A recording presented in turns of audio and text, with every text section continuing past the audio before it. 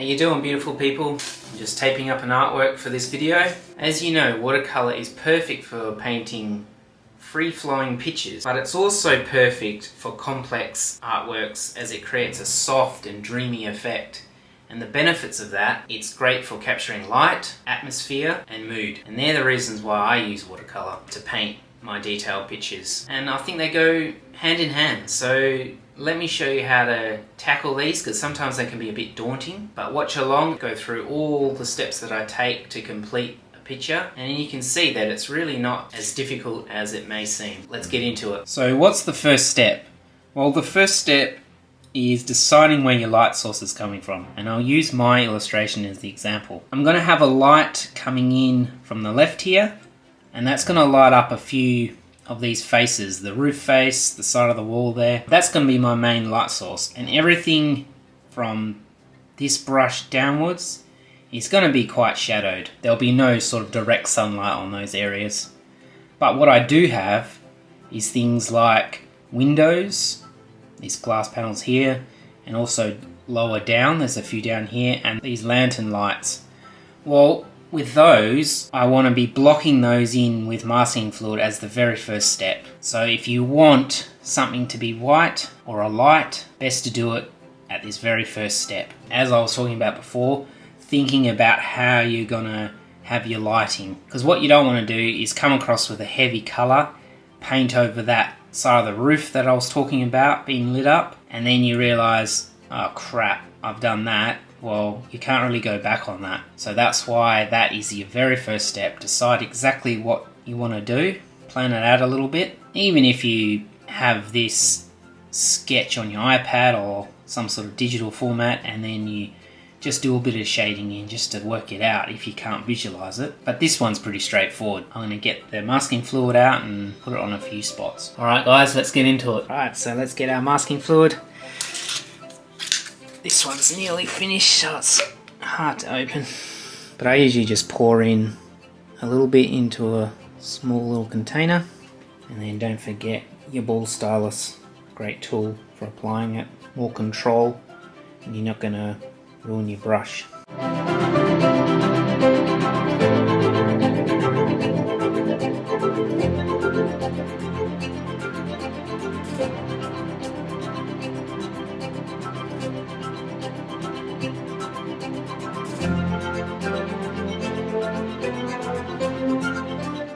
Okay, as you can see, the masking fluid step is now complete. Protected all those areas that we want white. The lights, the windows, a few details on the brickwork. Okay, so the next step is to block in all the basic colours. Alright, so this step, we're just filling in all the colours. It's very simple. It's just basically, we're not trying to do any tonal work here. We're just simply filling in the colour, trying to get those colours as even as possible. But that's not even that vital at this stage. As mentioned, don't be afraid to use nice bright colours at this first stage, because watercolour is not opaque like other mediums. You're always thinking about your next colour and how that will affect and change the appearance of the below colour. I like to think of it as kind of a glass analogy. So if you had multiple pieces of glass, all different colours, and you were to put those on top of each other, well, that glass piece that is on the bottom is going to look very different and change depending on what is layered above it. Don't be bummed out if you don't know the ins and outs of every colour and what colours have to be mixed together to make another colour. It's just not an important thing to know. You can trial and error. It's best to just play around with it, see what happens. You're going to work out what you like. I think in a lot of ways, when it comes to art, the theory and stuff behind it is not as important as just doing it and trying it out for yourself, because it's a very personal thing. You're going to learn what you like. If you look at artists that you might follow online, they often have a recurring colour theme, and this basically stems from their personality, their taste, a whole number of factors, but it's really what identifies their style, and it's important just to work out a lot of this for yourself, and that will make your style and your artwork a lot stronger. If you're trying to always replicate what someone else has done, it can be very counterproductive for your own creativity because you're not developing work that is stemming from your personality. This is ultimately going to result in burnout. So bottom line is, don't stop learning new techniques and skills to better your artwork, but at the same time, don't bum yourself out if you don't know everything already. No one can know everything. At the end of the day, there's no real right and wrong when it comes to art. And I think that's an exciting point to always remember, that there is no wrong. There certainly are some challenges when there's no structure or guidelines to follow, but the best part of that is if you stick to expressing your true identity through your work, then you're definitely on the right path. As you can see here, I'm painting in a yellow wash over the roof gable and all the tiles. This is where that direct light is going to be hitting that rooftop. That's my main source of lighting in this piece. It's going to be late afternoon, so it's kind of like a sunset light. And this is because of the height of the building. This is the last spot on the building that light is touching before the night. And I wanted to do it a little bit different. I wanted to have it as a set color, so basically all that highlight is going to be this pink color. I do have that wash, yellow wash underneath, but as you can see, that is pretty much just showing through where the mortar is, some of those other little highlights that are the lightest bit, but I'm just going ahead there and I'm painting the pink on everything, and that you can see a little variation in different tones on that, but that's just because of the intensity of pigment in the paint. As I paint more tiles, they become more faded because my brush isn't holding as much pigment as it was when I first dipped it into the paint. But that, you don't want everything to look perfectly even either. When you see old houses and even new houses, the tiles are slightly different, they're not all the same. Here I'm just painting that pink wash over those lanterns, and I'm going to come back with a tissue and just remove some of that paint around the light where it's at its most intense point. So I'm just pulling that back, and that will allow me to wash over a nice bright colour later that's going to emphasize the warmth of that light. Alright, so step one is completed. We've painted in all the base colours except the whale, but that's going to be done on its own. And now we're going to come in and we're going to paint in some washes over just some different colours. So these bricks, they're pretty bright and colourful at the moment. Those colours will be dropped back a little bit when we do some washes. Probably going to do them in little panels instead of going across the whole lot. Just because there's a lot happening in these areas. So we'll start off by, we'll probably do that later on, but we'll start off by doing some wash over these. Because as you can see, this is the light source here, but at the moment that is just as dark as everything else. So what we need to do is make all this lower area a lot darker than that, so that actually looks like a highlight. So that's what we're going to do in step 2, is all washes and shadows. So we'll start putting in some basic shadows and everything under the timber work, under the gutters, everywhere that needs it on this side of that eave of light coming in. Alright, so step 2, washes and shadows. So as you can see, I'm going ahead now and applying some washes. Generally speaking, start off with being a little bit lighter than it may end up being. Just because if you go too far, then there's not much you can do about it, so you can build it up slowly. And you can see there, I'm just adding in a bit of colour around where the light sources would be. Those lanterns are quite a warm, nice light, so I've put a yellow just over the bricks in that area. That colour will change, but it's just almost like a base wash for that particular area. And build it up slowly. The good thing about building it slowly is you can visualize as you go. If you weren't quite sure about something, when you do put it down, you can start to see, oh yeah, that actually does look how I want it. And you can see there I went around those lights again with more of a pink. I had done that wash before. I'm just making it a bit darker, and that's what I'm doing with that timber work there. I'm making that a lot darker, and I'm sort of blending it out towards the light. The bits that are getting closer to those lanterns aren't as an intense bluey grey. It's more of the colour, whether I use yellow or the pink.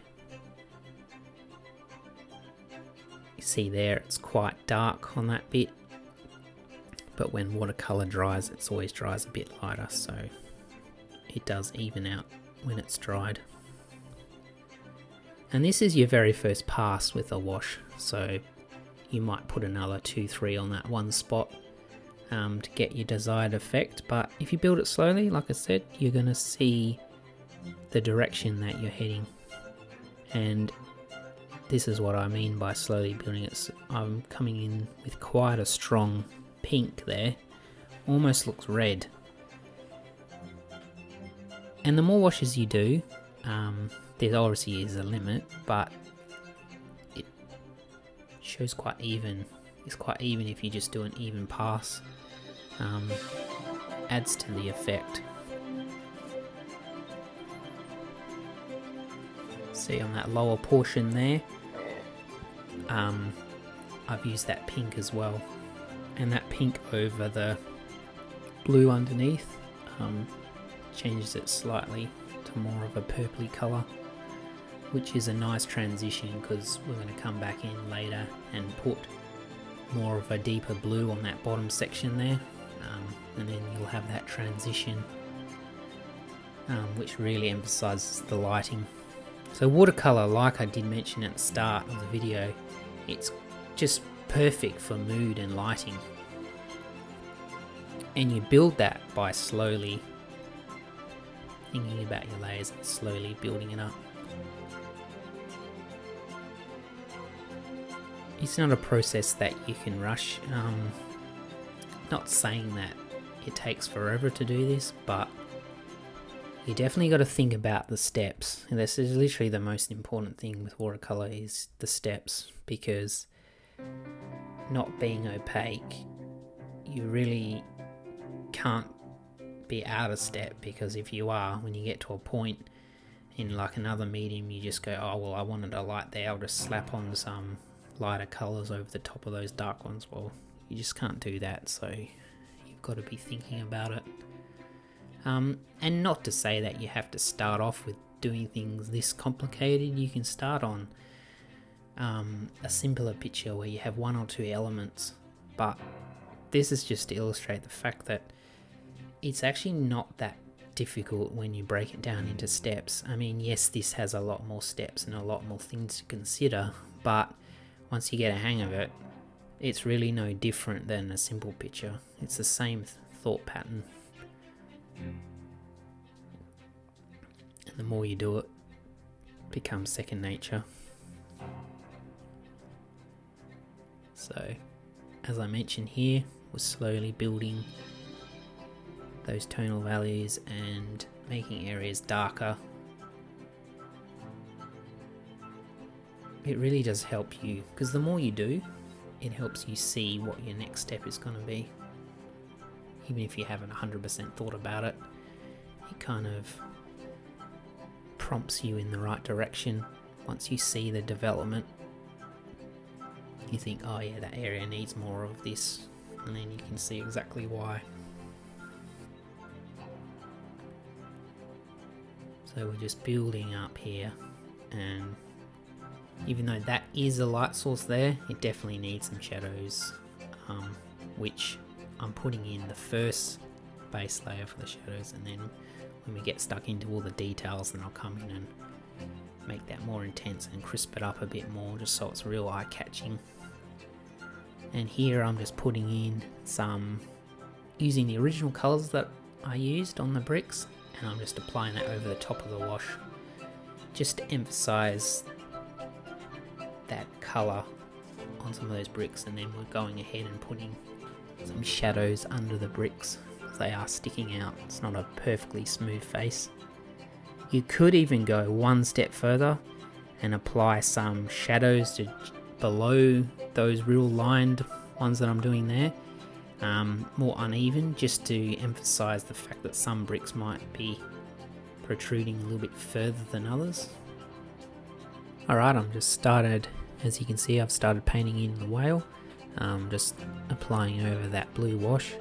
Doesn't have to be perfectly even, especially when you have in mind the fact that it's going to be quite dark. This whale will be emitting its own light source just on the sections, so I have kept that separate from the rest of the illustration because of that.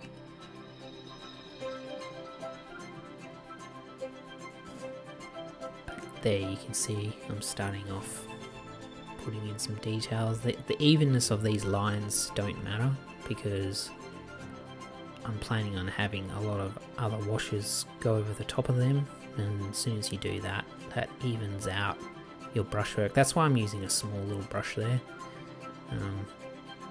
and every pass that I make with the brush, generally speaking, the paint had already dried most of the way, so when you go over that, you're never going to get an even finish, but that doesn't matter for this process.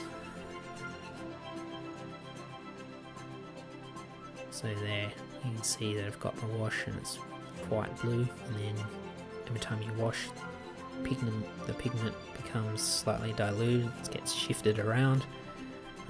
Then we go back over the top with that darker colour, crisp up some of the lines if that's your desired look. Here I'm just painting in some of these little light blobs. They're sort of what's emitting the light from the whale.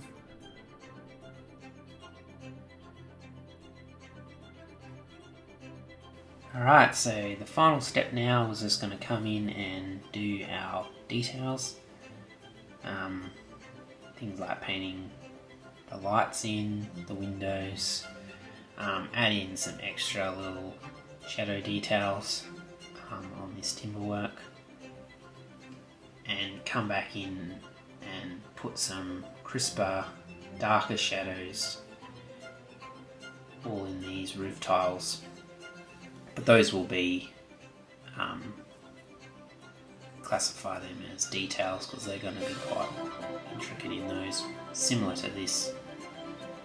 And I've gone ahead and darkened in some more of that, just to give that transition a more realistic feel, and sort of put more of an angle on this section here. The whale's painted in. There's a few more details still to do on him, but most of the car I'm happy with the colour. I've got some of that colour lighting up inside of this tunnel, this entry, and I'm going to paint this as like space, so it's almost like a portal. This is like a whale world where whales can come, and this is the entry for it. Alright, so let's do the details and then we'll have a look at the finished product. So we're just crisping up some of those shadows, makes more of those highlights pop, and you can really start to see the difference between the light and the dark now, and just emphasizing some of those details, coming back in and adding those details on the windows just to draw your eye into those areas a little bit more, because they're quite washed out with that light, which is what the light does. This is the fun part, putting in all the little details, and this is what I was talking about with the space. Bit of masking fluid over that, and then put another wash over it.